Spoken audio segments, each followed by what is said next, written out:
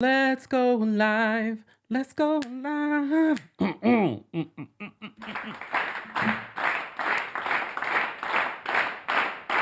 Shimmy. Shimmy.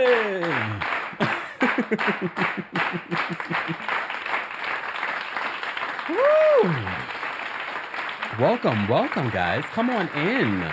Come on in. Shout out to the person that disliked the video already. I guess you didn't like that we made it a members only live chat, because what else could you be disliking? The thumbnail, maybe? Oh, damn, we need to work on our thumbnails. Or you just hate to hate. Please understand, even when you dislike, it helps the channel.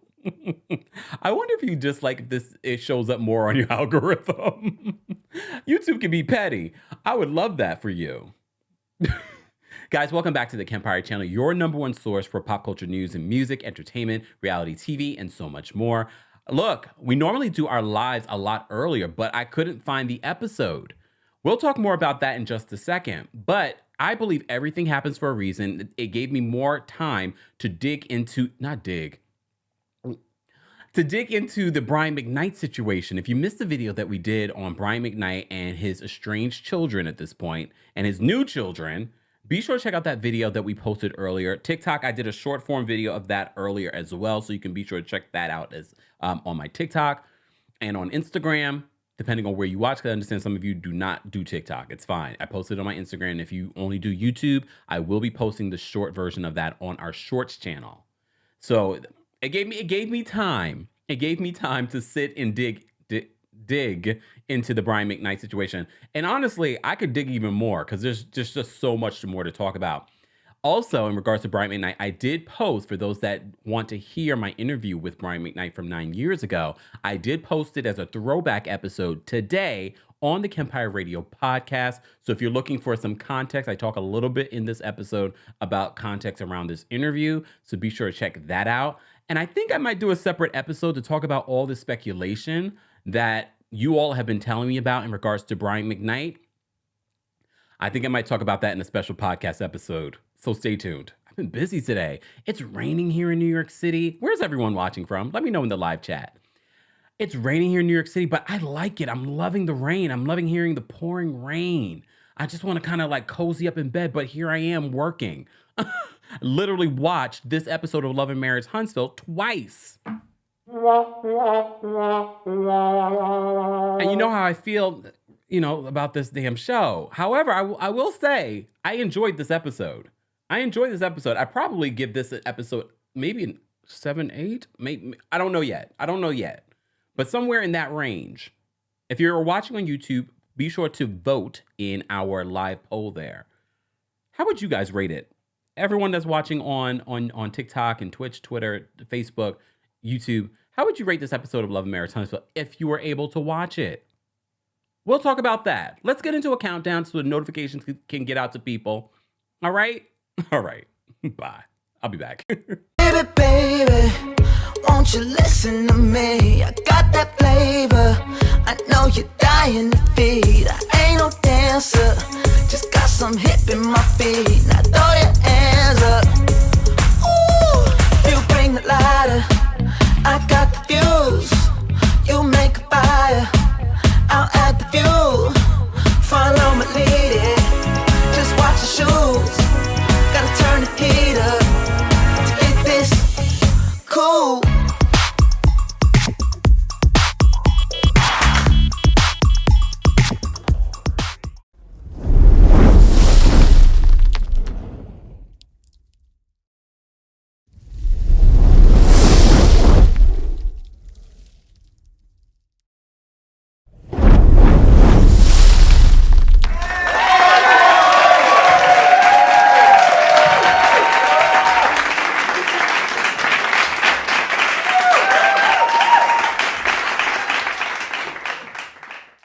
Shout out to everyone watching from around the country. Hey, L. Singleton, my fellow Taurus, Bethany, Connecticut. Where is Bethany, Connecticut? I mean, I always consider Connecticut a part of like the tri-state, even though it's not necessarily, is it?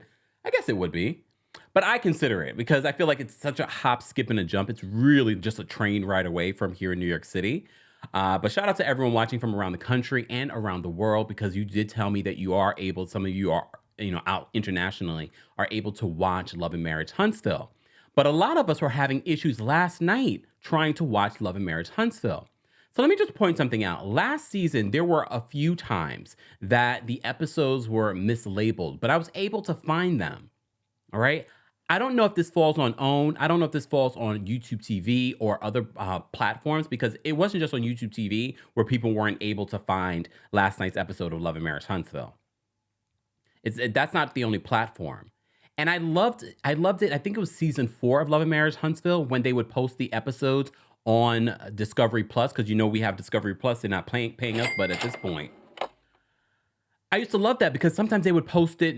A lot of the times they would post it before the episode aired that night, so I would have a heads up that way I'd be able to watch the episode multiple times. But they've been very inconsistent. I'm thinking it has more to do with the network than it does having to do with the streaming service. All right. Oh wait, let me save this because I want to point this out. So last season, there were a few times, and I pointed it out, a few times where they mislabeled the episodes, and I think it's going to affect their ratings. And look, no matter how I feel about the show overall, and the constant same story, I don't like to see a show get set up for failure. Let it fail on its own. Look, we don't need OWN. We don't need these streaming services to mess them up. All right. However, I was able to find it eventually, and shout out to all of you that were telling me, and even some of you told me it's episode 2. It's episode 2, and I was like, I don't understand what you mean it's episode 2, because as I'm going, I went through the entire, on my YouTube TV, I went through every single season, because usually if it's mislabeled, it will say, recorded a couple of hours ago. But all of them were saying the appropriate time frame, but I still went through, and some of the episodes had the new picture, the new promo picture. I said, let me try and watch that episode. Maybe that's the episode. No, it literally was episode 2 from this season. So I don't know what happened to episode 2 if you're going to try and watch it. It was a mess. It was a mess, and I think it's going to affect their live ratings. But I'm letting you guys know I'm doing my job, even though y'all think I hate Carlos. I don't. I don't know Carlos to hate Carlos. All right? And some of you think I'm paid by Candy. Here y'all go. The amount of people y'all think I'm paid by, the IRS. IRS, I swear, I'm not being paid by any of these people. No. But, I tell a thing is the thing, because I know a lot of you want to hear my recaps. A lot of you don't watch the episodes and you watch the recaps. I see that comment all the time. I mean, that's not great for his show, but I recap it because you guys want me to recap it. And I have to say, these last couple of episodes have been good. For those that may have missed it and been trying to find the episode from last night of Love and Marriage Huntsville, so right now you're going to rely on me to tell you what happened in the episode? Okay. It was episode 2 of this current season. If you go click that episode, it will be the new episode, but it doesn't tell you the name. I had to go Google schmoogle the name, and even Googling schmoogling, I had to go even further. I had to go to YouTube to see the bootleg version to find out the name of this episode. You see all I had to do? You see all I had to do just to recap this today? And I have plenty of things that I need to be doing right now. Not that I'm not begging you guys to praise me. But I did a lot of work just to put this together today and to find the episode. But this episode is called Blaque. Look, Blaque, like they're, the club that Marsau and Tisha have. It's called Blaque-xploitation. I actually like this title, Carlos. You did a good job with this title, because by the end of this episode, it does seem like Marsau and Tisha are trying to exploit the comeback group. Hey, Danielle. Danielle said, I wasn't able to watch, but I'm here to support you. Danielle, were you able to find it? Because I don't know which platform you watch it on. But yeah. IB says, Carlos tweeted. Thank you, IB. Appreciate that. Appreciate you getting us the tweet, because I didn't see his tweet. I did not see his tweet. Hold on, let me just bring these up, y'all. Hold on. Oh, there we go. All right. There we go. All right. So IB says that Carlos tweeted, so disappointing, it happened on A1 cable platforms too. It's apparently it's up on the OWN app until it gets figured out. Okay, but that's not answering to me, Carlos. Who dropped the ball here? Was this OWN who dropped? I'm believing that it's OWN. But you know, some of you said that you're able to even find it on someone watched it on Fios and they said it was fine on Fios. So maybe it's on the streaming platforms, but I feel like it only happens with Love and Marriage Huntsville. I've never seen this happen with other shows that we recap. But this was worse than any other time before, because every other time before I was able to find it. And okay, well, this does fall on Discovery and falls on OWN. What happened to uploading these episodes to the Discovery Plus app? I missed the days when they will upload these episodes ahead of the, because if you had Discovery Plus, you get the little, that was a little perk. You would get the episode before anyone else. I'm okay if they don't do that and we just get the episode that maybe the next day after it airs. But still, come on. Thank you, IB. Sonia, thank you so much for being a member for almost 2 years. Sonia says, I wasn't able to find the dang episode on YouTube TV. Not today either.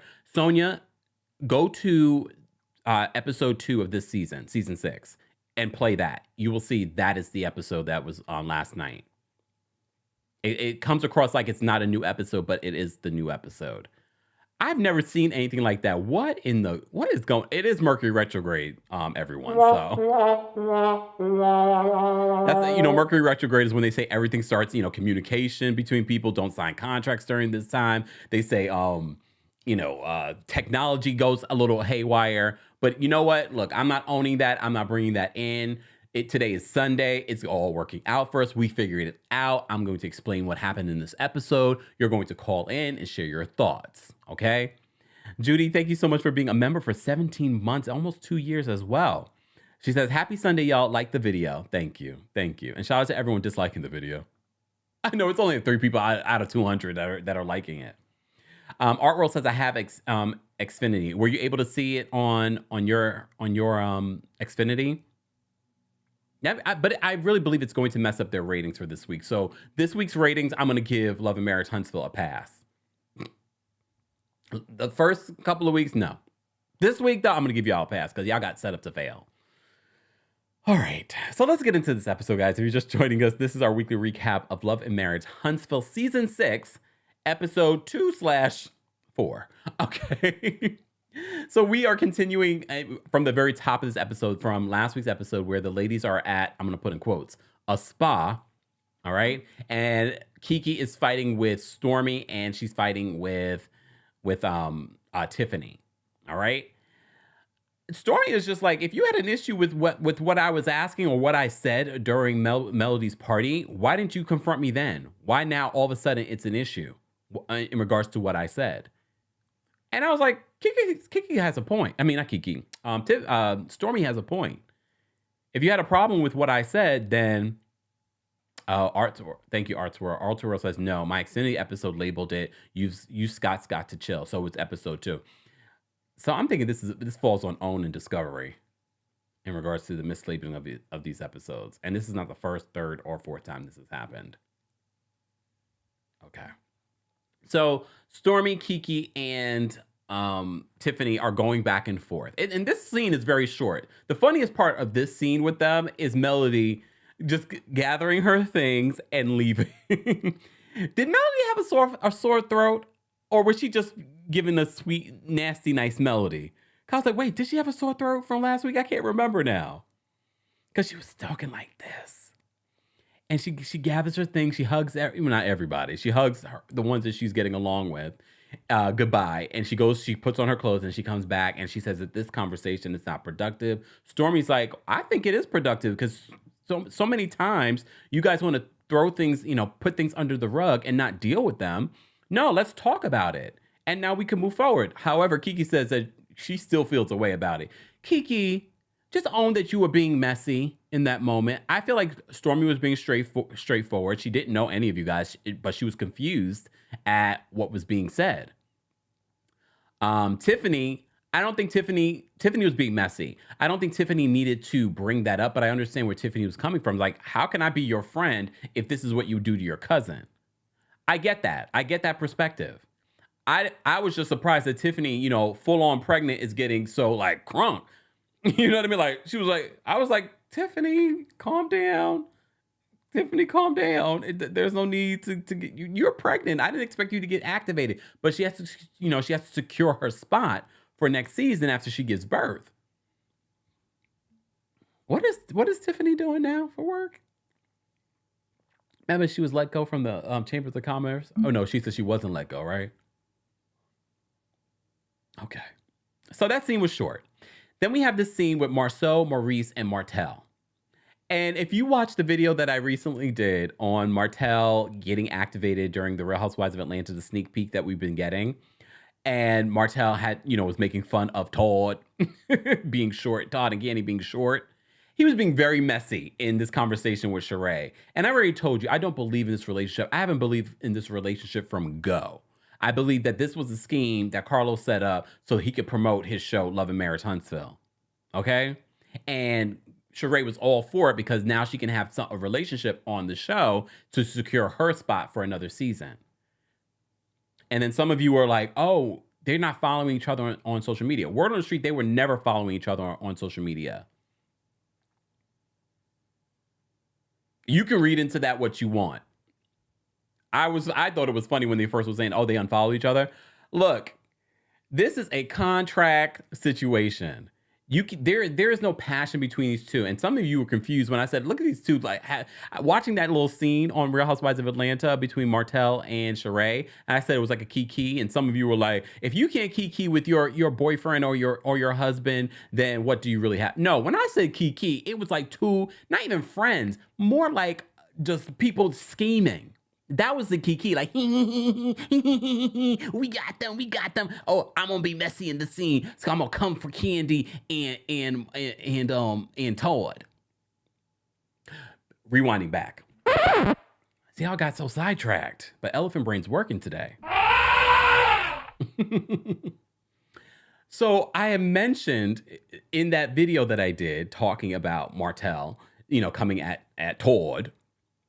I said, Martell, you want to come here and talk about people and their height and whatnot. And you look, we've said this before during a recap of Love and Marriage Huntsville. I was like, Martell has a very nice body. But one of the things that stands out to at least me and some of us, I was just like, you need to stop skipping leg day.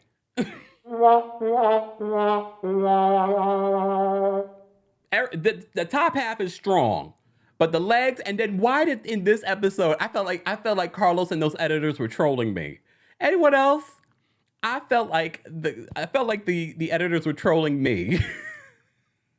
But we already know these episodes are edited, early. But why they show it, and the reason why I felt like they were trolling me even more was because, first of all, they're showing his legs. He mentions how cold it is outside. So why are you showing us those chicken legs? Why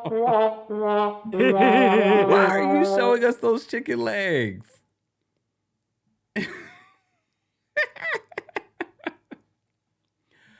So we have this scene with Marsau, Maurice, and Martell. And in the very beginning, he gets a phone call from Sheree. All right, he gets a phone call from Sheree, and he ignores it. And Maurice is like, "Oh, you just gonna give her the side button?" And he was like, I thought I was hanging out with the fellas. So if she's calling you, maybe it was important, or you have your business hours. So the contract says I don't have to answer calls when I'm filming. Okay. I find it to be interesting, and for me, it just solidifies that this relationship is not real. This is too early on for you to be ignoring people's calls. Too early on for you to be ignoring people's calls. In my personal opinion, I think it's too early. But I don't believe this relationship. So they go on to talk about Maurice and Marsau's father, and how he was 27 and he had 8 kids. Wait a minute. Wait.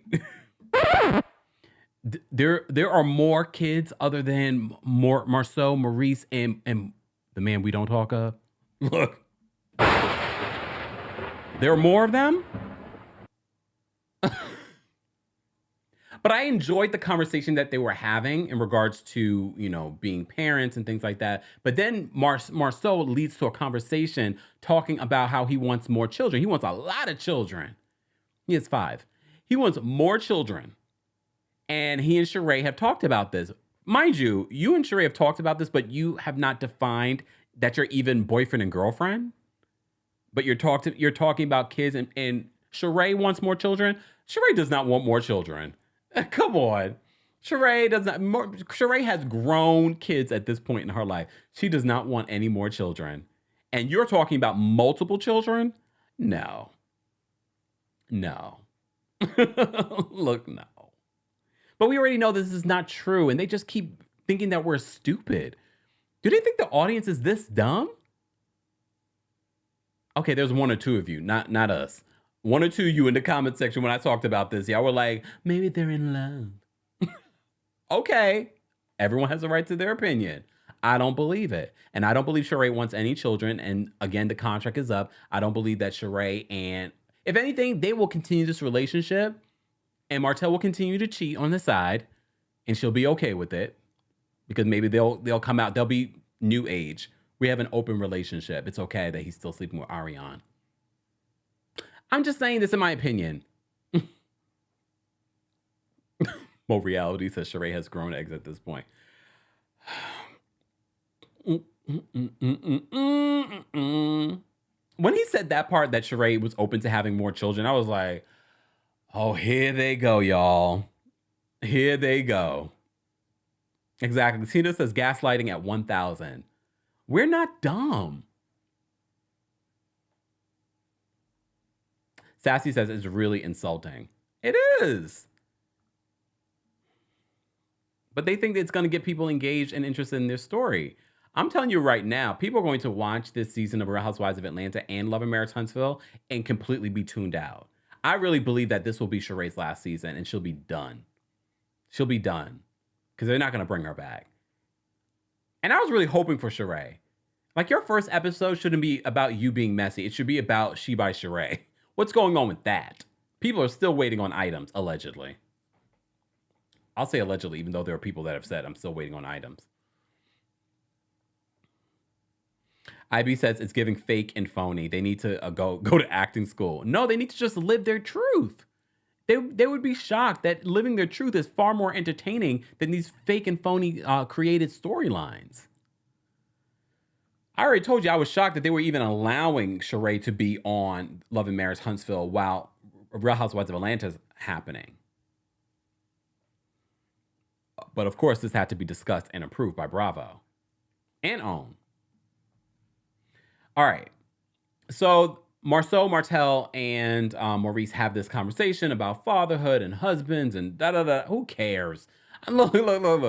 I mean, I cared about a portion of the conversation, but then Martell started talking about having kids with Sheree, and then I was like, I am tuning out. I am tuning out. But I wasn't tuned out because I wrote stuff down. All right. So one conversation, and I keep telling you, I'm not sure if this is a pre-produced storyline for Marsau trying to be on this sort of different journey that's different than, oh, is Marsau cheating? Is Marsau cheating on Tisha? And now they're moving into this whole other realm of trying to paint a different narrative about Marsau. But I still love the conversation that he had with his new business partner, Gino. Because something that Gino says in this conversation I thought was so important. And it was an aha moment for me. And I think for Marsau, because he brings it up to Tisha later. Because Gino says that, his father talked about raising wolves, not sheep. And Marsau kept on saying, well, there are certain things that I let Tisha know about, and then there's certain things, especially about the business, that I don't let her know about because I don't need her at home worrying about, are we going to be able to pay for this or pay for that? Which might lead to alleged allegations of these lawsuits and things like that Marsau and Tisha are facing. Maybe he didn't tell her about some of these things, and maybe that's part of the reason why he's sort of like bringing Gino in and giving Gino her desk. But I liked what Gino said in that moment. Mo Reality says that moment felt genuine. On Gino's part, I think it was very genuine on Gino's part. Because Gino was saying to Marsau, you can't pick and choose what you want to tell Tisha. Because God forbid something happens to you, Tisha will be blindsided about the business, about the finances and things like that. I don't think she'll be completely blindsided because I think she's involved in some of those things. But he's also keeping some of the business stuff away from her. And I was like, I really loved what Gino said in that moment. And this is our first time even being introduced to Gino. And Gino talks about, how he was in his previous marriage and what he learned from that. I felt like it was grown men conversation that we can genuinely take away from, especially this whole concept of raising wolves versus sheep. I'm not sure if I like those particular animals, but I get what he was trying to say. I get exactly what he was trying to say in that moment. Okay, so that the big takeaway for me from that conversation was that Marsau needed to really be honest with Tisha about the good and the bad when it comes to business. So when we talk about over the last couple of weeks that Tisha's she owns Sculpt, she's book smart and blah blah blah, but apparently there's a lot of stuff in regards to the business that she doesn't know and that Marsau chooses what he wants to tell her, and I don't think that's going to change. Although he has this heart to heart with Tisha later, I don't think that 100% that he's going to tell her everything when it comes to the business. So it makes me wonder, like, what else is happening with this business that he's not telling us or her? But for me, it was probably my favorite part of the episode was the conversation with Gino and Marsau. Because I felt like if there is something genuine there, then I think we can really appreciate what's being said in that moment. Okay. And one of the things that Marsau said at the end of the conversation, he was talking about being too much of a protector makes, your family sheep, like makes your wife sheep. And I was just like, I like this concept.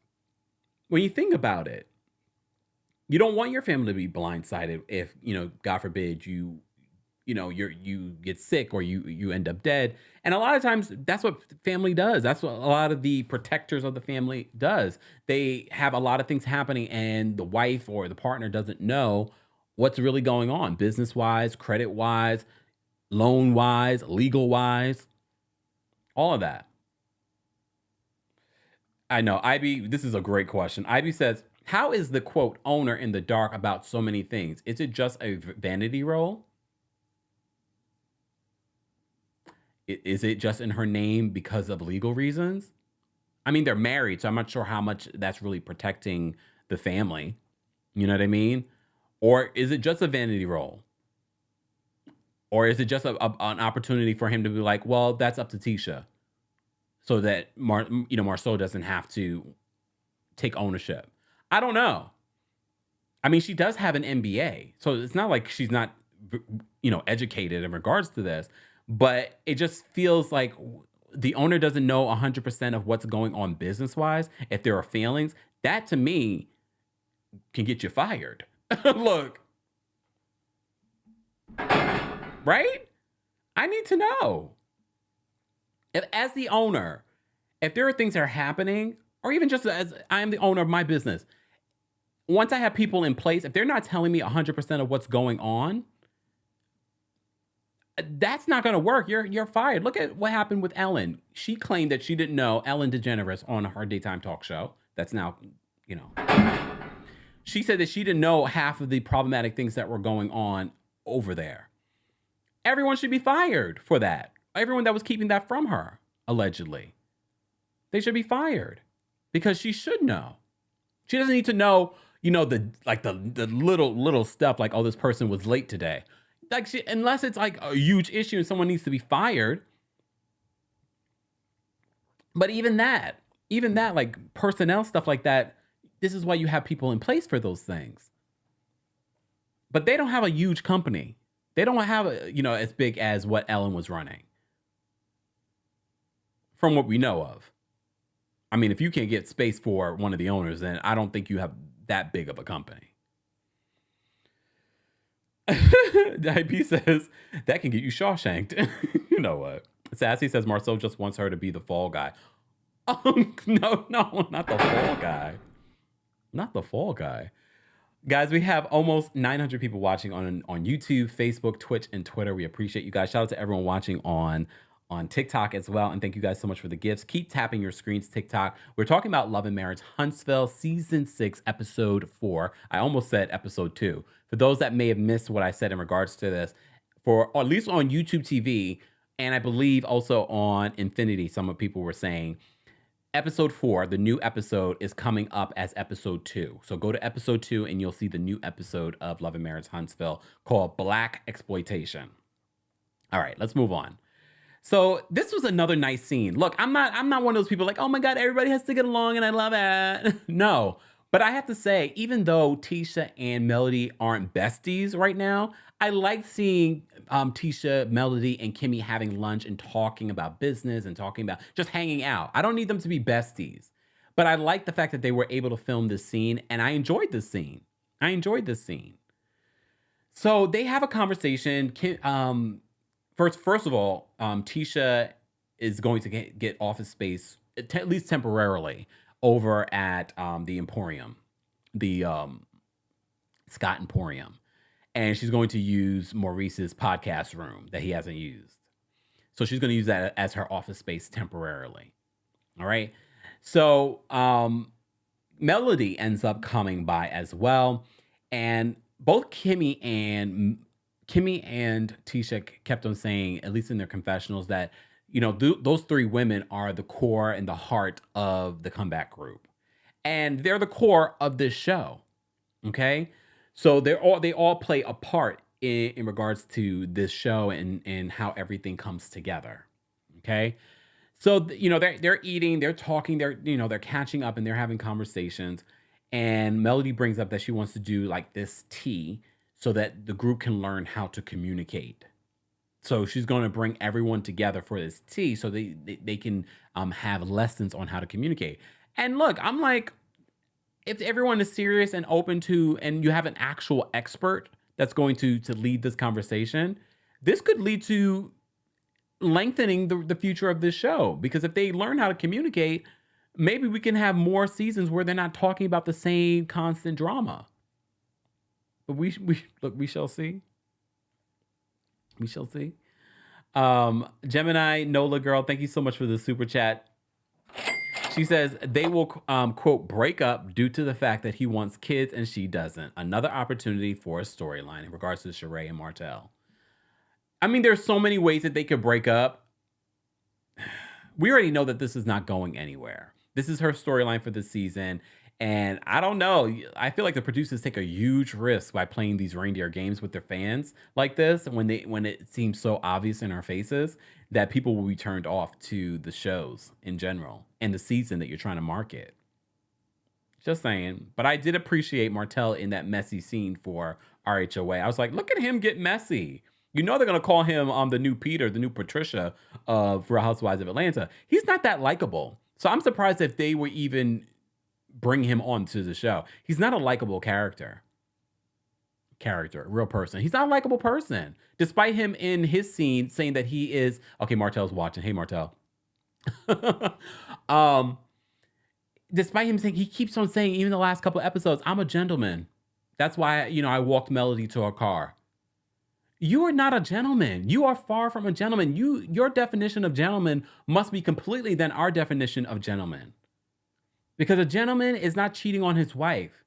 A gentleman is not sneaking out in the middle of a pandemic, a global pandemic, risking the lives of his children and his wife and the mother of his children during a pandemic, going to the other woman and impregnating the other woman. Twice. That you're not a gentleman, Martell. Maybe by certain standards, the way you grew up, I don't know. But that is not what we consider a gentleman or someone that cares for the mother of his children. A gentleman is not someone that,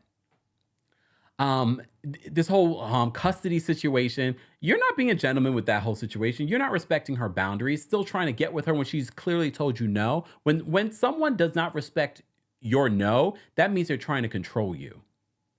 And that's exactly why Melody doesn't see it for him anymore. He's always trying to control her in any way that he can. If it's through the children, if it's through this show, if it's through these, there's just so many examples of how Martell has tried to control Melody through different avenues, if he could. And if she doesn't, if she doesn't give him what he wants, he makes it about the children. He makes it, let's go to court. And I feel like, and I just tweeted this too before I came live. I feel like there's a lot of context that we miss when it comes to the Martell and Melody situation, because I do believe in some sense that Melody is an abused woman. Don't anyone else? I really believe on some level, and it doesn't have to be physical.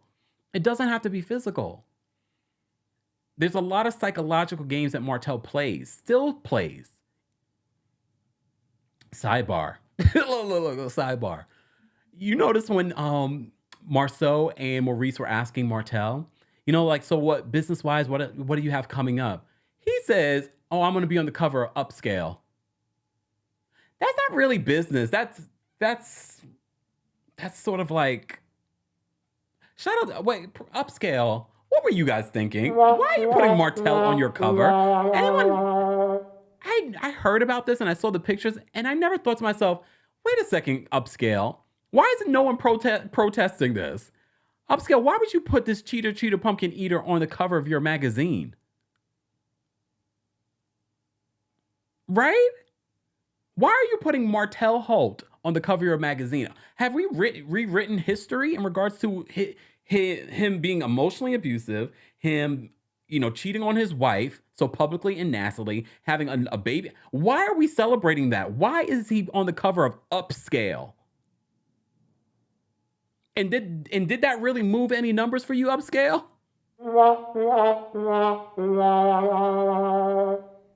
I just thought about that when he was talking about this on the episode. I was like, why did Upscale have him on their cover? Oh, there goes the thunder. Auntie Eva says Upscale was a scheme that Carlos cooked up. Maybe. I just had the thought, though, this episode. I mean, I don't think Upscale's in actual physical print. I think it's all online, but most magazines are nowadays. Damn, Libra. You have to say it like that. She says, anyone buying Upscale magazine? I mean, but it's still in, I just don't understand why they would put Martell Holt on their cover. Of all the black men that you can consider upscale, Martell Holt's is the hill that you're going to die on? Doricia says, maybe it's something that first Mel set up. I mean, possibly. I don't know. I just had that random thought. But when I have these random thoughts, I always like to share with you guys because then some of you are like, I thought the same thing. Maybe you didn't. Now you are thinking it. Ivy says, I bet they paid for Upscale. Well, that's a whole other conversation about paid promotion that we could talk about. Okay? You see it all the time on social media. A lot of these Instagram blogs and things like that are paid to promote artists, paid to promote networks and things like that. All right? Is it Coyle Ray's Daddy's Magazine? Is it? Oh, interesting. Anyways, that was my random thought. And that's what he has coming up business-wise. We don't know nothing about the business license, Martell. You barely want to talk about your relationship with Sheree. What happened with the wine? Like, that business-wise, he's thinking about where his next event's gonna be. I would never do business with Martell Holt because you notice how mute he was at this business meeting at the end of this episode, right? He was mute. The only thing that he wanted to know Mel's rate, her speaking engagement rate. It's higher than yours. I know that much. Has Melody been on the cover of Upscale? Does anyone know? Can you let me know? A live chat. Has Melody Holt been on the cover of Upscale? And if not, why not? I would have thought she would have been on the cover before Martell. And Melody, if they come to you now for a cover, say no. Look, say no. I'm just saying. All right, we're gonna move on. It's no shade to Upscale. I'm just saying, but shade. Okay.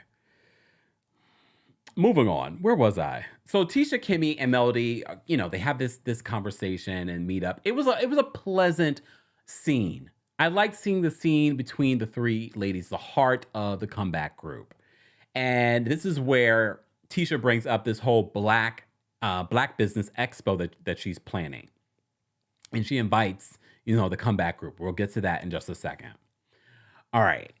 So from that scene, we have Marsau and Tisha at their home. They're talking about the Black Business Expo, and Marsau's icing. How he get that ice pack all the way in those tight jeans? I was like, how you do that? Anyways, so Marsau brings up what Gino said at the office, and Tisha gets emotional because she's just like, I guess in her heart there were moments where she's like, this is why I'm glad I didn't give up on our relationship, because it's nice to see that you are seeing that you weren't 100% right. And she even refers to Dr. Francis in this moment, that Gino is Dr. Francis. Because Dr. Francis was basically saying the same thing that Gino said, but Gino said it in a way, I guess, that Marsau was ready to understand. Maybe. But she gets emotional about it because he brings up the whole, sheep versus wolves, and that he needs to be a little bit more open about sharing everything in regards to their relationship, so that she's not out here a sheep, unaware that he's the shepherd and she's just a sheep following behind him. Again, I love this conversation that they had with Gino, and I love this conversation that he had with Tisha. If it's genuine, I liked it. All right. So this comeback group meeting. This comeback group meeting was a hot mess. This comeback group meeting. It explains to me why people like Kimmy and Melody are doing so well in their careers, because they ask the basic questions about this Black Business Expo. First off, we already see how Melody arrives and she hugs everyone else besides Martell. So Martell wanted to play it like he didn't want to sit next to Melody. If Melody sat next to him, he would have loved it. He wanted to play like he didn't want her to sit next to him. But my thing, there was a couple of things that I felt like Tisha and Marsau failed at during this group meeting, the comeback group meeting for the Black Business Expo. And Marsau made to make mention that, it sounds like the comeback group, but it's not the comeback group. It's basically the comeback group. But let's be honest, the comeback group is not some, trademarked idea. I'm sure there are plenty of other people in other parts of the United States and around the world that are doing similar things that they're talking about doing. Okay, but I can understand why the rest of the group would be like, are you repurposing what we were already planning to do, what we've already tried to do, and now trying to make it your own? I can understand why they would be uncomfortable with that. So here's a couple of things where Marsau and Tisha failed. This was their meeting, and they were late. Their business plan, they had their slides. Professional, I love that. But I learned in high school, maybe grammar school, definitely in college, you are not just reading from the slides. The fact that Tisha, who's very educated, is just like this, looking at the slides and has her back to her audience, I'm just thinking to myself, like, this is so bootleg. This is so unprofessional. I have to say Marsau was better representative of this idea, the way he was presenting. But Tisha, first of all, if this is your idea, you don't need to be reading off the slides. This is not that type of meeting. I feel like you could have easily said everything that was on there to the group without looking.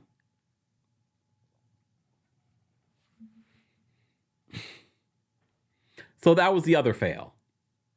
The next fail is when Kimmy and Melody have questions for them, and Tisha's just like, I didn't think about that. However, I'm going to give Tisha grace, because this is part of the reason why you have a meeting, because certain people in the group will have strengths. But if you're trying to pull these guys on, we're not sure. Are you pulling them on as partners in this? And this is exactly what Kimmy says. Are we trying to pull these folks on as partners in this? Or do you just want us to come and speak? Maybe. Shout out to all of you that are becoming members of the channel. We appreciate you guys. To become a member, if you're watching from your computer, just click the join button under this video or head on over to teamkempire.com/join. So shout out to all of you. You know, every once in a while we have at least once a month, we have a members only live chat. So I wanted to make sure that we had one today. So shout out to all of you becoming members. We appreciate your support on a monthly basis. Shout out to some of you that have been members from a few months, a year, 2 years. We appreciate you guys. All right. Moving on. So those were the moments I felt like that Tisha and Marsau failed in this presentation. But Kimmy's just sort of like, okay, so what exactly is this? Do you want us involved? Do you want us, like, what is our role in this? And Tisha doesn't really have any answers. She's like, well, you know, we tried to do it before, but now I'm trying to execute it. So she wants to have this Black Business Expo, and she wants to do it for free. I don't know how you guys feel about that. You can do an expo for free, but you are going to need sponsors at this expo. You know what I mean? And then Mel, and I know you saw Martell's face, right? Do I have a picture of Martell's face? Oh my goodness. I don't know if I have the picture here. You saw Martell. Here's Martell's face. You saw Martell's face. Because Martell was just like laughing when he saw Melody bring up her fee. And I don't think she's just talking about her fee. She's talking about anyone that's going to be speaking's fee. And Martell whispers to Marsau, ask her what her fee is. Ask her what her fee is. And Melody's like, I'm not telling you what my fee is. Because I think she overheard him. He wasn't that, he's not that far away. But I don't know how you guys feel about this. I don't think what Melody did was wrong. For me, this was a business meeting. They're friends, and I use that loosely, but this is a business meeting. So, and I believe Kimmy, even though she's in a good spot with Tisha, she's like, no, this is business though. What exactly is this? And what do you expect from us in this? And Melody's just like, well, what's the budget? What's the budget for the speakers? What's the budget for everything else in order to throw an expo? And Tisha and Marsau's like, well, we didn't get that far. Okay, so you want to do the comeback group and you want to do it how without us? We're not understanding what exactly your intention is here.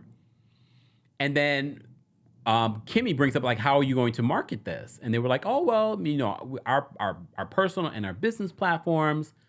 And Melody's just like, so how much you going to pay per post? Because some of you may not even, because especially if you're not a content creator or anything like that, some people get paid for posts. And sometimes those posts are for 24 hours. Sometimes it's a long-term post. Sometimes it's just an Instagram story. And a lot of these reality stars they make good money from posting for businesses. And Melody, it's a good question to ask. And Tisha's just like, and then look, I can understand Tisha may not have thought about these types of things. I can understand that. That might not be her strength. And this is part of the reason why she probably wanted to have this meeting, to have all these questions. But not Marsau wanting to toast. And Kimmy's like, what are we toasting to? What are we toasting to? We haven't agreed on anything. We haven't agreed on anything. Why are we toasting? Oh, why? Do you want to bring out your chocolate in a bottle to promote on this show? Because what are we toasting to? Danielle says, so this was a discovery meeting. They wanted to discover who was going to participate, i.e. Mel. Exactly. And I don't mind. And here's the thing, label it what it is, especially if there are still questions. I think that's part of where Kimmy and Melody were coming from. They were confused. They were like, okay, first of all, you're repurposing the comeback group like it's your own. And you're not sure on what role you want us to play. So let's figure this out. Daniel says, they're in the discovery phase like Karen Huger. There's something. Look, there's something. But I'm giving Marsau and Tisha grace here because this is, you know, it's not like the Black Expo is happening tomorrow. I think they are really in the discovery phase. Amy J says, Marcel wanted to promote chocolate in a bottle. Probably. Speaking of promotion, guys, we have over 1,000 people here for our recap of Love and Marriage Huntsville. Those of you that may have been confused and you couldn't find the episode, at least for us on YouTube TV and on Infinity, it was labeled Season 6, Episode 2. Yes, the episode you already watched. Just click it again. You'll see the new episode. Something went wrong. Look, I'm just here to help you know what went wrong so you can go watch the episode. So, I'm gonna drop the call-in link for our members first. So members, I'm gonna drop the call-in link on the community tab. So let me do that now. And hold on. Let me do this. And guys, don't forget, Rose Forever is a proud sponsor this month of the channel. Yes. Don't forget, you can get $25 off when you use the discount code Kempire25. Mother's Day is literally right around the corner. So don't forget to utilize the link. Head on over to the description of this video for more details on Rose Forever. Roses that will last up to a year. So if you buy them now, they will probably last your mom, yourself, up to a year. So be sure to check that out, roseforever.com, and use the discount code Kempire25. And one lucky winner today will get an opportunity to get some roses. All right. So stay tuned for that. Okay.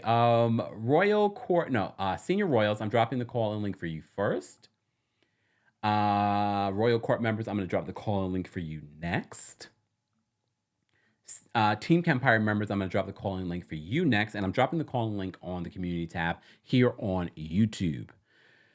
Auntie Eva says that no, Mel wasn't wrong here. Neither was Kimmy. No, they were. I really respected their questions in this moment because they were legitimate questions. They were definitely legitimate questions. I don't feel like they were being shady. And yes, I know that Kimmy and Tisha are in a better place. But again, this is business.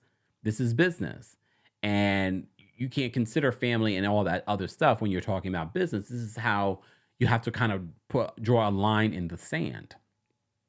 All right. Someone asked the question. Lulu says, what's going on with Scott Manor? They mentioned Scott Manor last week's episode.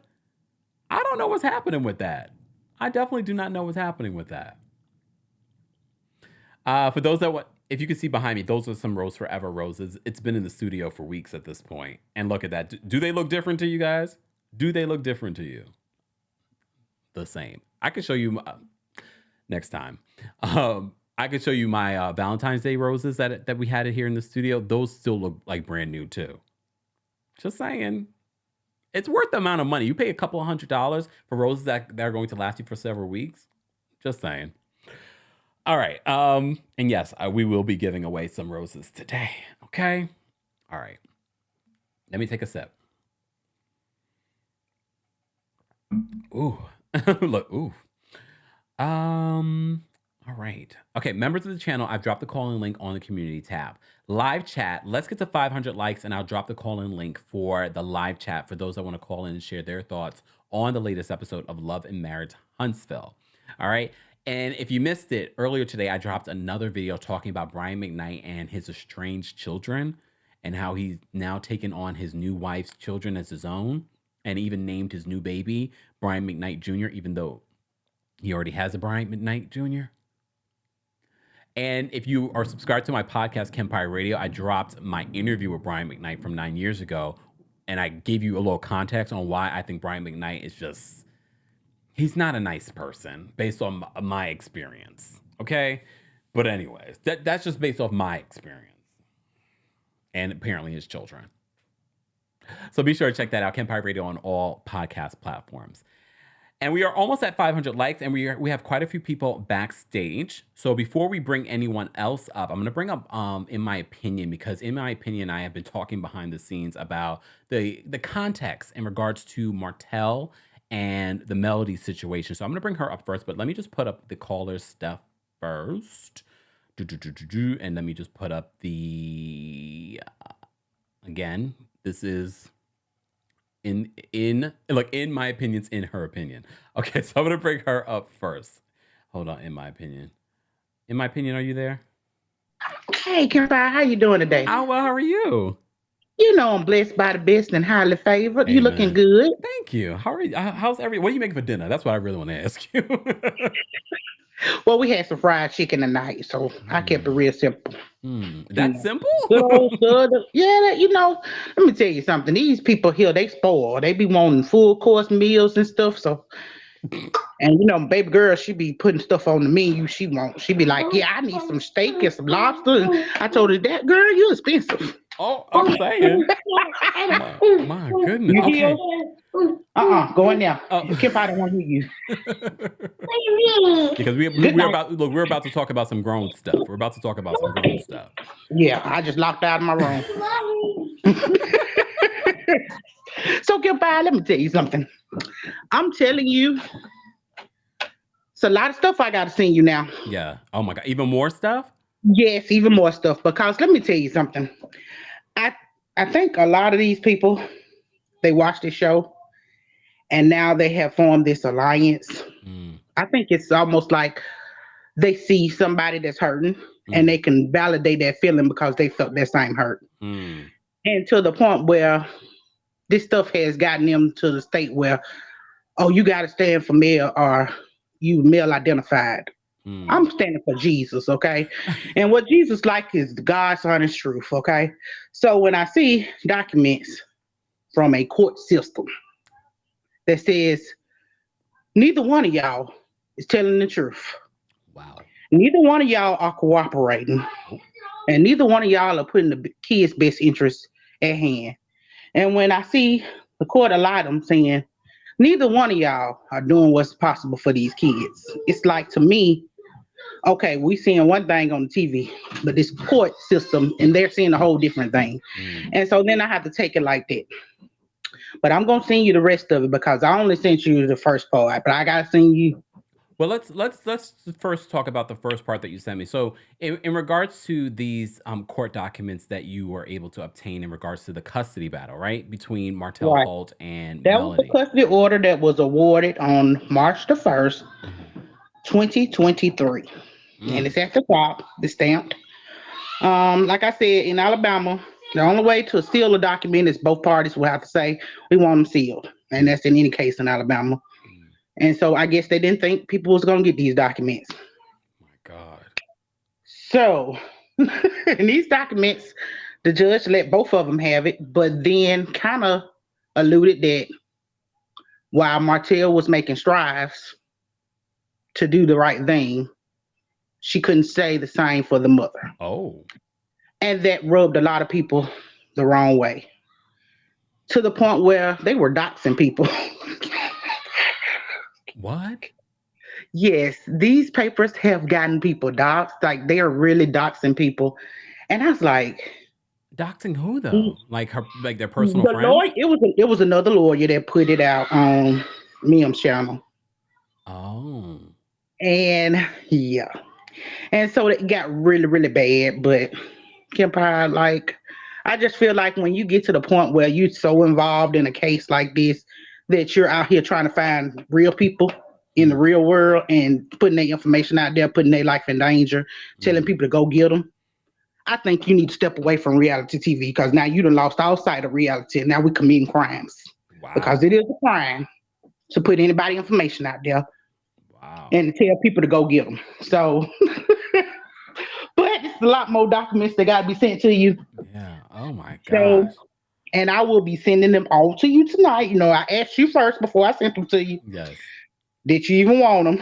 I didn't know what you wanted to do You with know them. how I I was feel just about that. like, And look, and this is where we're having the conversation because separate videos talking about this situation. So based on what you've sent me so far, it seems as if that there's this new court order in regards to Melody and Martell Holt. You said that right. at least with Martell, it looks like he's making strides at being a good Right. Well, co-parent. this is what happened. So he was going for full custody, Mm-hmm. and then she went for full custody, Mm-hmm. and the judge was like, "No, y'all gonna share custody." Okay, and they split the holidays up. They split everything up. Yes. I think they got on in the documents. It said that they got on her because he has the first right to refusal. Mm. And what that means is if she has to get a babysitter, she's supposed to contact him first. Oh. and give him the first right to say, yeah, I want to keep my kids or no. And she hadn't been doing that. Also, she's supposed to keep some kind of communication open. And because she didn't, when something happened with one of their kids, he had to get in touch with somebody else to get in touch with her on social media just to tell them that something happened with the kids. Right. Because he's blocked. So that was a part of it. And so the judge was like, look here, I'm going to need y'all to get it together and figure this out, co-parenting 50-50. So it didn't go in neither one of their favors. It went in the kids' favor. So they still got to share that 50-50 custody. I think people was really blown back by the questions that Martell attorney sent to Melody's attorney, because he was asking stuff like all your bank account information. Who are these people that's watching your kids? How many times you've had sex with people while you had your kids in your custody? And that was what Martell's attorney was asking Melody's attorney? Right. Well, they was asking the court to get the information of, how many times she was having sex? Well, it was how many times you was having sex while you had the kids in your custody.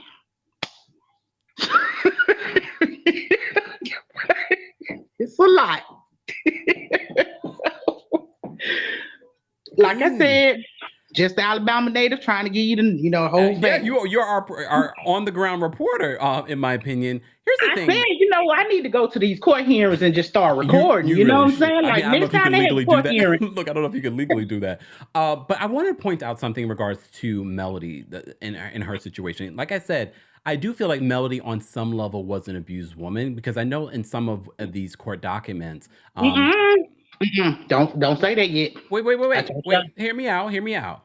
On some level, in regards to her blocking Martell on social media, blocking him from calling and things like that, part of me feels as if she did some of that because, based on what we've seen, Martell seems to be very interested in rekindling this relationship. That's just my thought on some level. Doesn't mean that she went through the proper channels for this whole co-parenting situation, especially legally.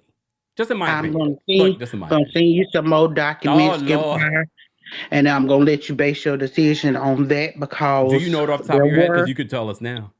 There were some abuse allegations on both ends. Oh. Physical? Mental? Physical. Oh. Wow. On both ends. And obviously the physical abuse started years ago. And from the court documents, Mel has kicked, hit, punched, threw stuff at him, threatened to kill him. She's claiming that he's hit the kids. I think it's the little boy that they're talking about in the court papers. Of course, they don't say which one it is, but people online have said it was the son, Tank. But they say the minor child in the court documents. They don't release that information. So it's abuse on both ends, and it's really toxic. And I feel like when we get into a situation where we're abusing each other or even the kids, like, it's time for y'all to reevaluate where are we going with this. You know what I'm saying? Like, I feel like if the judge thought that there were any abuse toward the kids, I don't think they would have gave 50-50 custody to either one of them. Yeah. So I think a lot of this stuff is social media led. And then people say, hey, I'm going to do this. Hey, I'm going to jump in on the bandwagon. Yeah. But like I said, I'm not basing it on nobody. I'm not team nobody. I'm not a millimeter. I'm not a hotel, none of that, because that's what they calling them out here in these streets. I didn't know that. But I'm not neither one of them. I'm just Team Jesus. And Team Jesus said the courts must be seeing something we not seeing. And I'm just going to keep you informed on everything when it drops. I appreciate that. And thank you so much for keeping us in the loop and giving us this update. And this is all, for those that are just joining us, all of what, in my opinion, is saying. These are from the documents that she's read that have played out in this custody battle in court between Melody Holt I actually sent him the legal documents. Yeah. The court documents stamped by the court. I ain't make this up. I ain't trying to take nobody's side. So all I'm saying, people, is when we taking sides, make sure you know the truth. You know what I'm saying? Because ride for Jesus. On this Sunday afternoon. But have a good day, You Kempire. too. Thank you so much for taking time out of your afternoon to be here. So thank you. All right, bye-bye. Bye. I appreciate that. We're going to have to continue to follow this story. But like I said, look, there are two sides to every story. And one of the things that stood out to me in regards to what, in my opinion, just brought up was that now Martell has been granted first right to, I forget the term, but basically, if she doesn't have a babysitter, we were just talking about this last week, that she would be able to, if she doesn't have a babysitter, that she has to contact him to let him know. So that way, if he's busy, he has the first right to be like, I'm busy, find another babysitter. Because remember, that was his big issue with Melody, the big issue that he's been making on the show. Here's the other thing that I find interesting, especially with this situation being so toxic in court. How are you filming a reality show? Look, Martell needs the show. And I'm not going to say Melody needs it too, because to help promote all the other things that she's doing. But you both are on this reality show and you have this real life court situation happening. I don't believe this reality show is helping their co-parenting situation. If anything, it's making it worse. And it's a lot worse than what we've seen play out on this show. And this is another reason why I said I feel like what we're seeing between Melody and Martell is lacking context. That is what I'm talking about. There's so much more that's going on that they're not talking about on the show that is happening in their lives, and why the situations, oh, let me walk you to your car. No, don't walk me to my car, because we have a real life situation. Like, we don't need to be near each other when we don't need to be. Then next week's episode, we see exactly Melody telling him he cannot attend this birthday party. I have questions in regards to that. Is it his weekend? They already have a very volatile situation, and if he's not following the guidelines that have been put in place by the court, I'm not sure exactly if during this time these guidelines were already put in place. But if it's not his weekend, Martell, go home. I get it. You want to be there and celebrate with your baby girl. It's not your week. Go home. Because you're not following the rules either. And I know Martell will be like, well, she doesn't follow the rules. No, at this point forward, based off of what the court says, everyone needs to be following the rules. Everyone needs to be following rules. In my opinion, it says so much, and the kids are the kids are obviously suffering in this situation. No matter how, both Martell and Melody were like, oh no, the kids are good. Da, da, da. You guys think that they're good. But based off what we're seeing, these kids can't possibly be good with this amount of toxicity around them. And I'm glad that the court is really stepping in and doing the right thing for the children over what these parents are saying. We're going to continue to follow that situation. Those of you that are part of the replay crew, I want to know your thoughts on anything that we discussed during our Love and Marriage Huntsville Season 6, Episode 4. I keep wanting to say 2, even though I know it's not 2. Recap. All right, let's get to some callers. And I'm sorry to some of you that called in and dropped out. It's okay. You can call back in especially if you're a member. I've posted the call-in link in the community tab. Those of you in the live chat, I've already dropped the call-in link. I'm not going to drop it again. All right. And shout out to everyone watching on TikTok. We appreciate you being here as well. And shout out to everyone that's sending the super chat. In my opinion, thank you so much for the super chat. She says it's in the court order for him to be. So according to, in my opinion, it's in the court order for Martell to be at the birthday party. Oh, well then, Melody, you're wrong. You're wrong. Unless this was filmed before this court order. See, that's the thing. We don't know the timeline of when this was filmed. Unless this was decided afterwards. The judge could have been like, well, going forward, birthday parties, this, and that. Maybe. All right. Let's get to some callers. All right. Mo Reality, I'm going to bring you up first. What's going on, Mo Reality? Hey, Kempire. How are you? Good. It's been a little minute. I've been missing live. I know, it's okay. I am good. So I'm gonna just get right to it because I fully came prepared to crack jokes and talk about Tisha and Marsau. But with in my opinion, in that whole discussion, I'm gonna just go ahead and do this. And I am not gonna share anything else personal after this. But I don't know. I'm just gonna go in my heart, and I just feel I'm gonna just go ahead and share. So, with this whole custody stuff, I've tried to kind of stay away from kind of learning about their custody battle because it is triggering for me personally. Mm.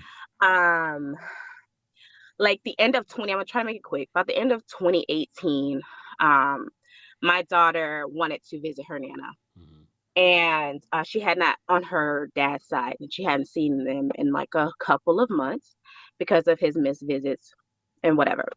So I took her to visit them. This is summertime, and then basically, yeah, I've been fighting to get my daughter back ever since. Oh, wow. Um, they essentially stole my daughter, like court assisted, like kidnapped, basically, by filing like a court order and putting everything that you could think of in this court order, and just doing whatever they wanted to do. Basically, they had like my old landlord sign this paperwork that I should have signed, and that's how it defaulted to them getting. They asked for 63 days out of the year, leaving me 2 days, my birthday and Mother's Day, and this was granted to them without me ever even knowing.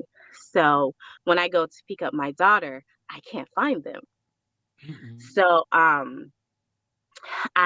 when I found out everything, of course, like this, my daughter is all that I had, you know. Mm.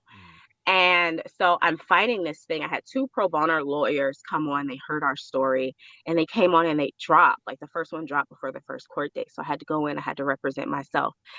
It was about an 8-month journey, and in that journey, it is the hardest journey of my life, Mm. fighting for my daughter. And what I learned about the court system, family court, is it's not about. It really isn't necessarily about. I won't say it's.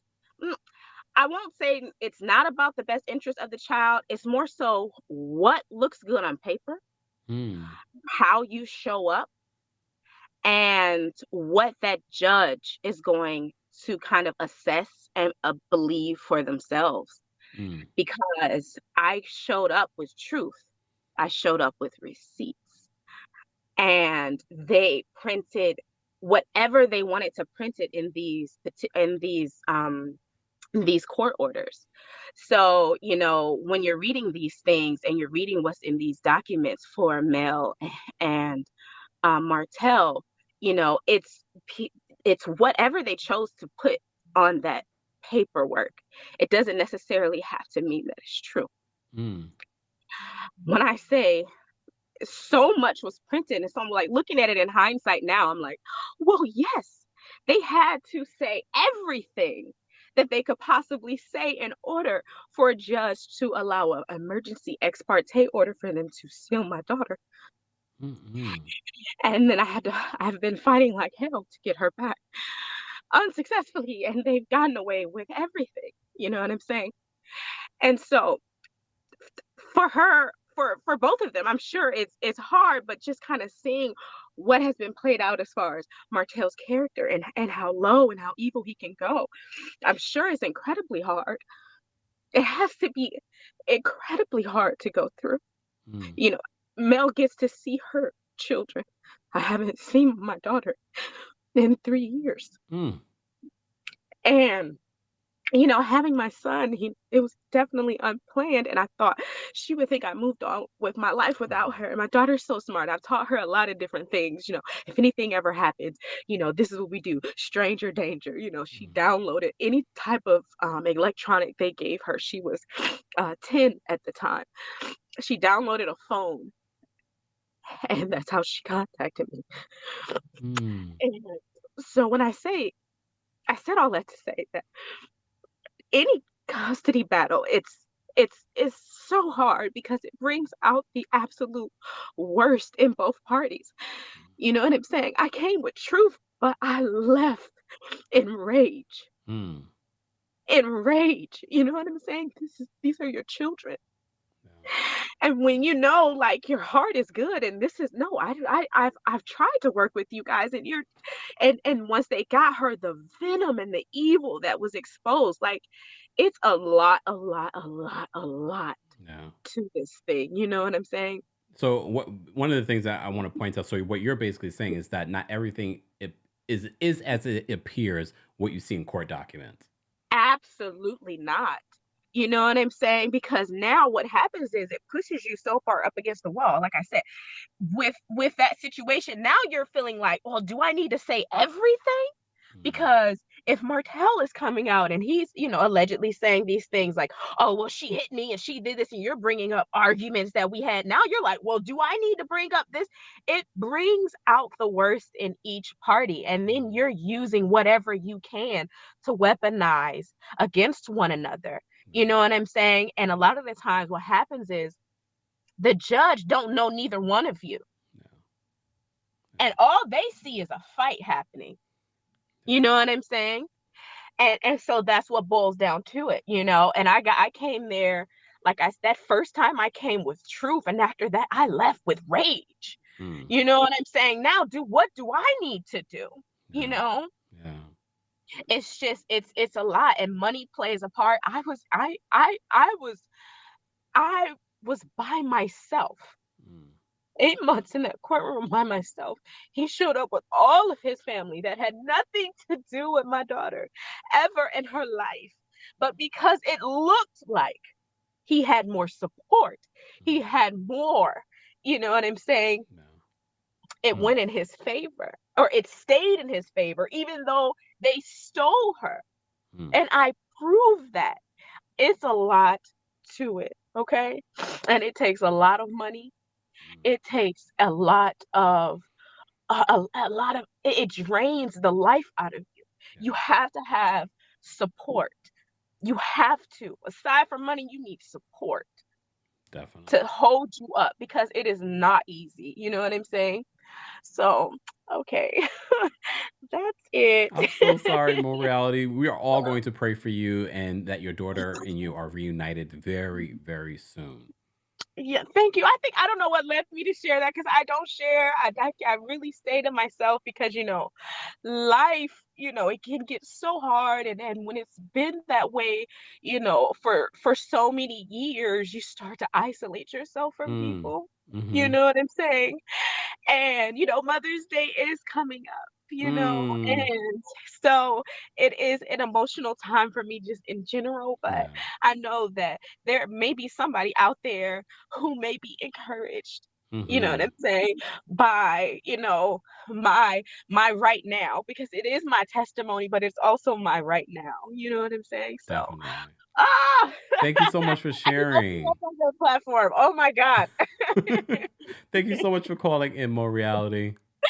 Yes, no problem. You guys have a blessed Sunday. You too. Take care. I feel like there is a lot of what Morality just shared for me is very poignant in regards to what we're talking about when it comes to Melody and Martell's situation. It is not so, cut and dry. It's not so black and white what we see in court documents as well. And I always feel like there is more context to what's going on between them. And I don't believe being on a reality show is helping them at all. And at the end of the day, they have to come to a choice.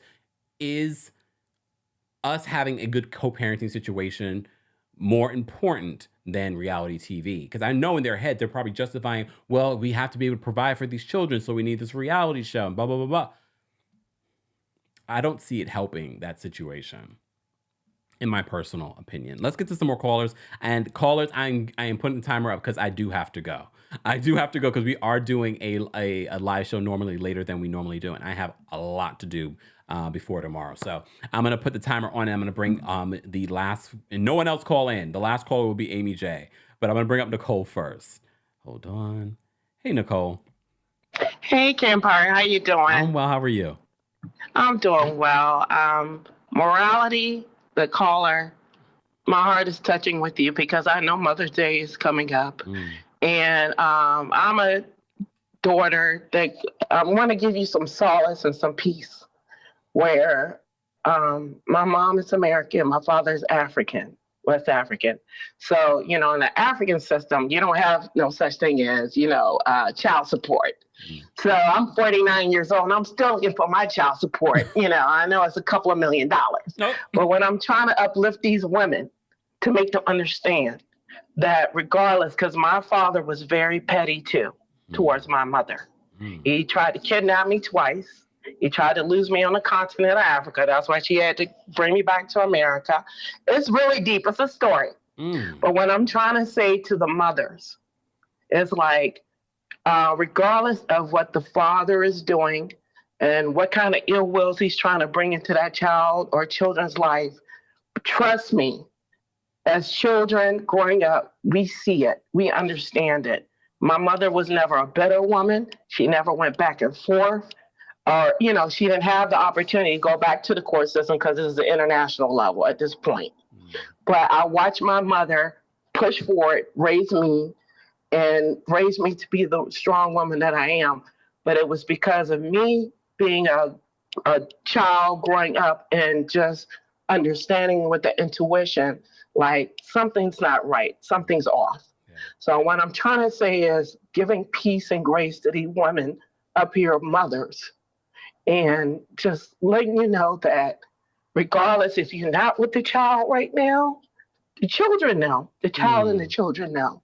Because what's going to happen is when they get old enough and when they have to confront the father for the bitterness and for all the pettiness, that's why I don't like Martell too much, because he just reminds me of that weak type of man. So I just wanted to say that to all the women around the world. Keep your head up, keep fighting it, cry it out, but it's all good. You just never know who else is going through the same steps you're going through, but it's all good, sweetheart. That's all I want to say. Thank you, Nicole. Right. I have such a great community. You guys are so uplifting to one another. I love it. I love it. And for those of you that are a part of the replay crew, I want to hear your thoughts and your experiences in the live chat, in the comment section as well. And I see that you guys are sharing your thoughts in the live chat. And shout out to everyone that has become a member during our members only live chat. We appreciate you guys as well. And Things of the Nature Review says it's not in the court order or any papers that Martell can attend events during Melody's time. I do find that interesting because I don't know if I've ever seen that where a parent, if they're on, it's like separate, you know, they have joint custody at mutual like birthday events and things like that. I haven't seen it, but I haven't really been in custody about it, but I've covered a lot of them.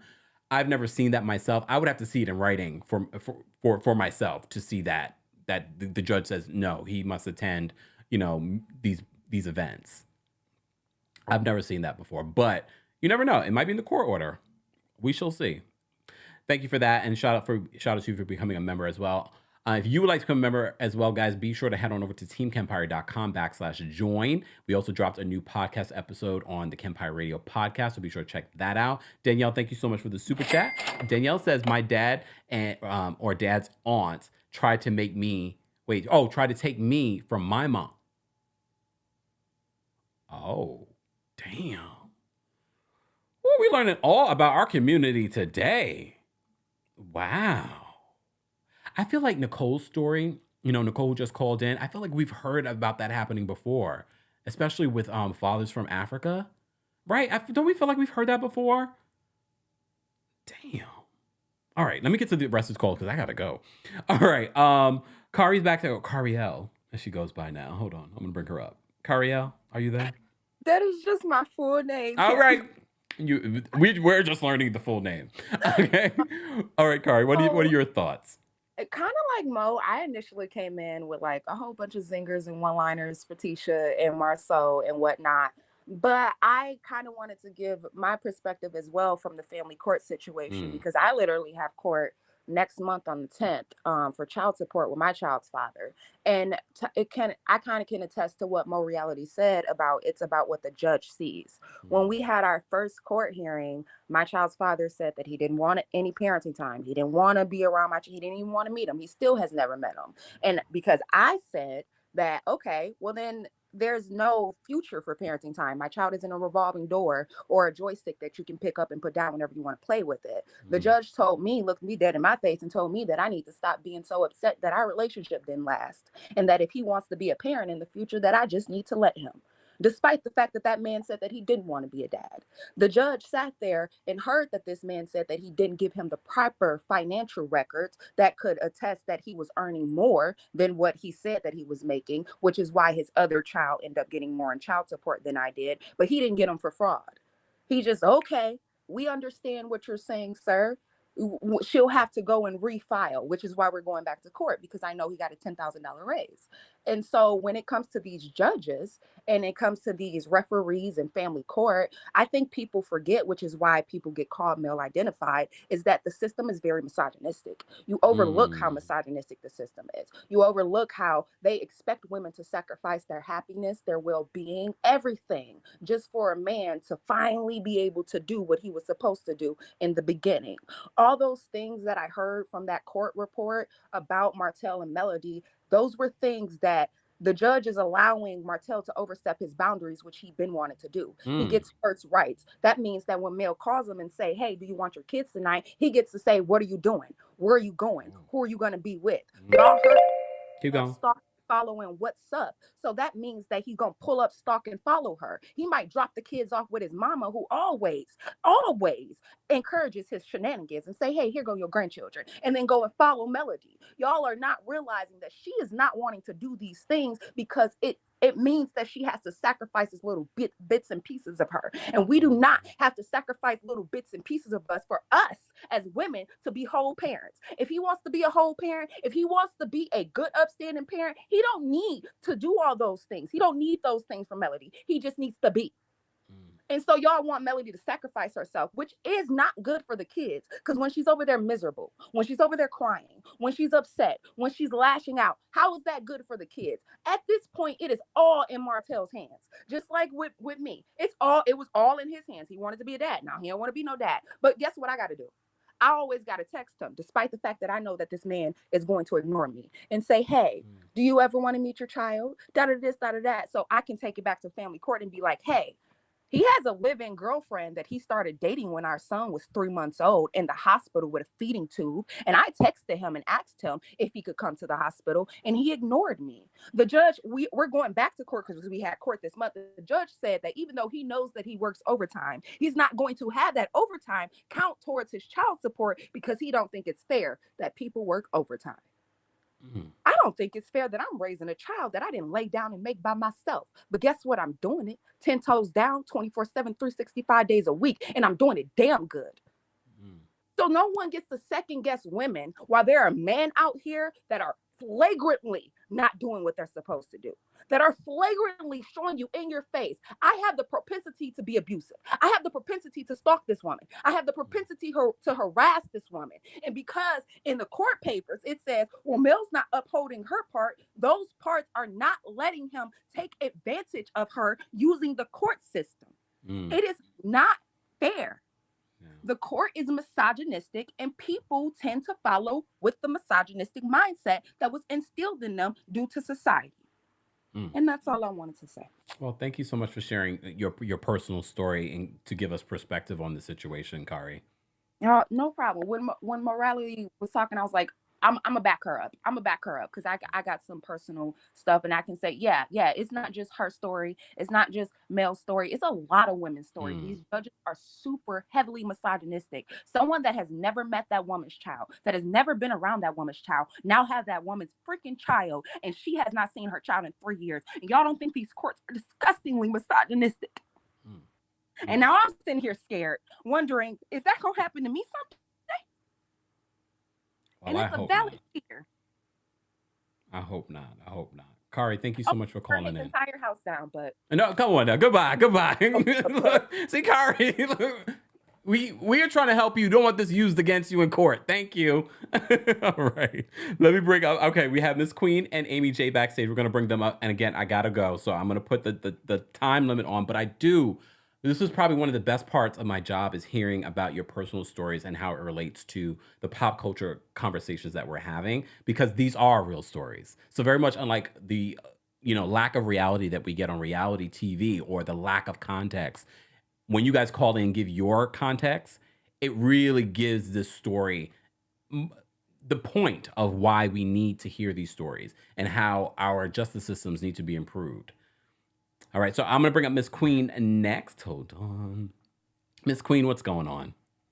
Hey, Kempire, how are you? I'm well, how are you? I'm good. I'm a faithful member of the replay crew, so I'm glad I was able to catch it live. Thank you. But I just want to say I'm praying for more reality Wishing you the best, sending you healing and blessings.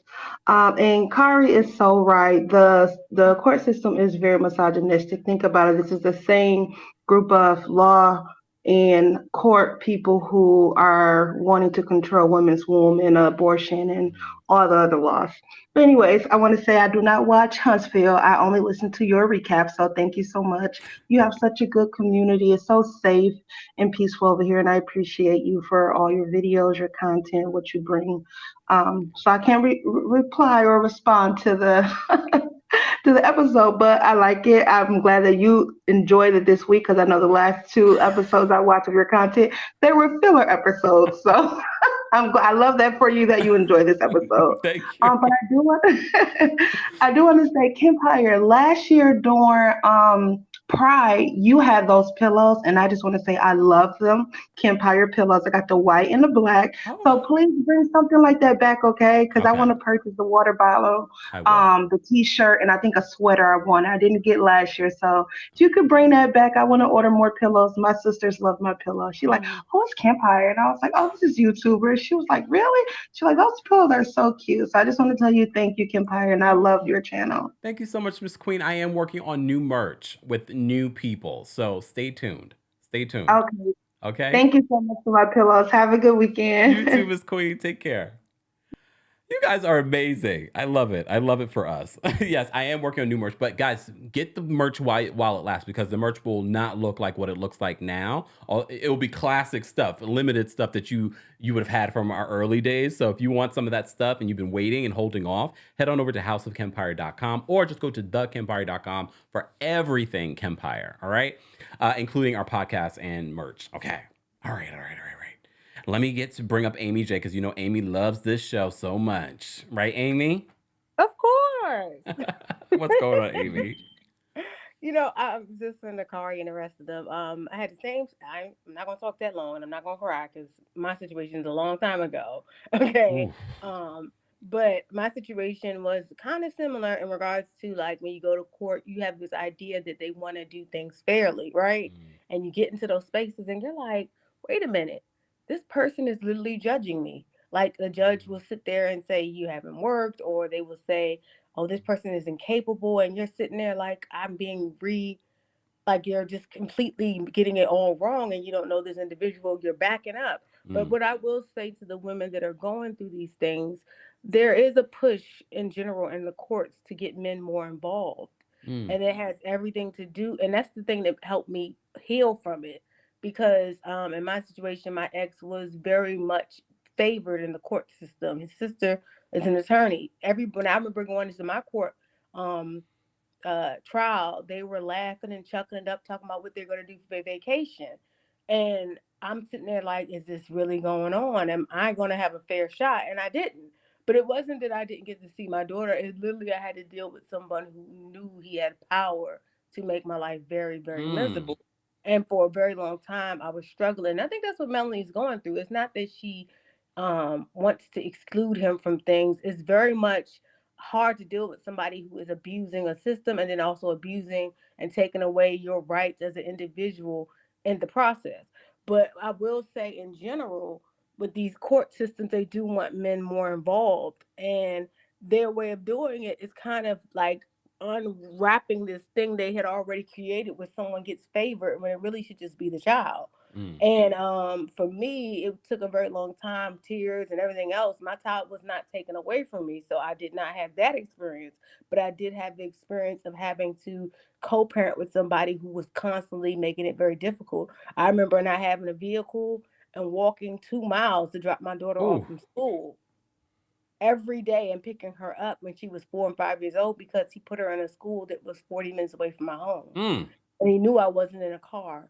And he knew that me doing this, I would never be able to get a really good paying job, because I have to get up at 7 and 6 o'clock in the morning and walk her up this big hill. And I did it because I was like, you're not going to prevent me from being around my child. But those things bring bitterness and hurt in your heart. But it took a very long time, and I'll say this, for him to finally get it, where he understood just because a court gives you those rights doesn't mean they want the best from you. A lot of times people can go extremely, like, super over the bridge because they're getting supported, especially Black men. They will go to an extreme and become abusive themselves, but it takes a minute for them to finally click in and realize it's about their kid. And their kid is the most important. So you might be getting a call, Mo, reality in a couple of years when she's a teenager and they cannot support her and they know she needs her mother. And that happened with me. My child was not doing well and he came and got me and was like, look, we got to fix this. I made a mistake of going to an extreme and now it's time to balance it. And that's what I'm praying for, Ramon, for Melody and the rest of them. There will be a point when a person who really, truly, genuinely cares about the child will get it. And then they will come and do what's right for the child. And that's all I have to say. Fingers crossed. Fingers crossed. Amy, thank you so much for calling in and sharing your experience. No problem. Have a nice one, y'all. You too. Take care. Woo! I guess this is what Andy Cohen talked about. You learn a lot from doing this job. Look, I learn a lot from you. But again, you know, we are the community that twerks on the fence. We can see both sides of the situation. But this was a really great conversation. You made a okay episode, an even fantastic conversation. So shout out to everyone that called in and shared their thoughts. Shout out to everyone that sent in super chats, and shout out to everyone that was a part of the conversation in the live chat and being respectful of each other in doing so. And also shout out to all of you that became members, that have been members, and that have been supporting our channel on a monthly basis. We appreciate you. If you would like to become a member of the channel, head on over to TheKempire.com/join. And I did not forget, we are still going to do a giveaway. Come on.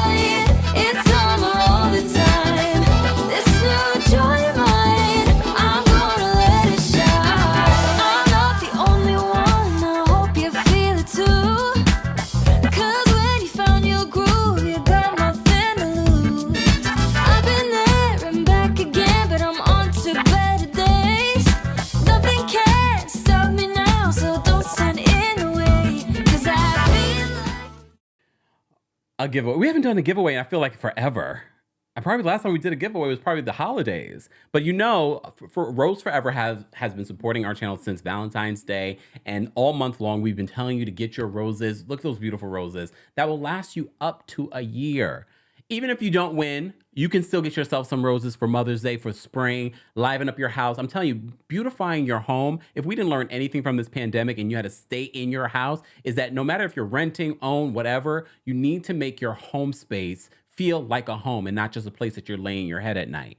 And one of the ways that you can do that is adding some roses around your home. Again, you can head on over to the description of this video for more details on how you can get some roses for yourself. But one lucky winner will have an opportunity to win some Rose Forever bouquet from us here on the channel. So and I'm doing this through a third-party app in regards to selecting. So I have no personal involvement. All right, I'm just clicking the button and they're selecting, our friends over at Nightbot. All right, let's roll it. LaMonica, you won.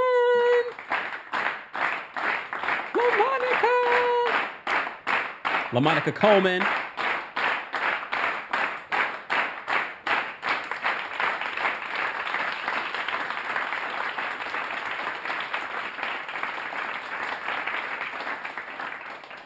Congratulations, LaMonica. Email us at I'll tell you to email KempireDaily@gmail.com. Again, KempireDaily@gmail.com. Email us just email us, and then I will give you the details on how you can select your bouquet and things like that as well. All right. So congratulations, LaMonica. Is LaMonica in the building? Let me just make sure she's here. She obviously is here because they wouldn't have picked her name. LaMonica, you there, girl? Let me give her a moment. But thank you all for being here. And again, thank you for all of you that have already bought some Rose Forever as well for yourselves. Please tag me in your photos on social media so I can see them. All right. Let me see those photos of your roses. Okay. Hold on. Can I grab mine? Hold on. Look at these roses. Y'all know how long these have been in my studio, right? Y'all seen how long these have been in my studio. Look how gorgeous these roses are. Look how long they've been in my studio. They've been in my studio for weeks. These are they smell good too. These are real roses. LaMonica, congratulations. I see your beautiful face in the chat. Email us KempireDaily@gmail.com so we can get you set up with your roses. Okay, girl? Little girl. Oh, look, they smell so good. All right, let me get out of here. It's a rainy day here in New York City. Thank you to everyone for being here. Thank you to our members of the channel, and thank you to our King's Guards. We could not do this without them. They also help to create this atmosphere of community and sharing differing opinions in a safe space. So thank you to everyone that called in and shared their own personal stories. Mo Reality, Nicole, Amy J, Kari. We appreciate you guys. I do not take that lightly that you choose to share your story on my platform. So thank you so much as well. All right, let's get out of here, guys. Have a great, wonderful rest of your day, okay? And Evelyn became a member today. Shout out to everyone that became members today. Evelyn says, Kempire, you need to do live show tours. I'm going to see the Watch What Crappens guys in May. You will have sold out shows. Well, stay tuned, Evelyn. Stay tuned. I know you guys want it. I'm working on it. Working. All right, let's get out of here, guys. Have a great rest of your day, everyone.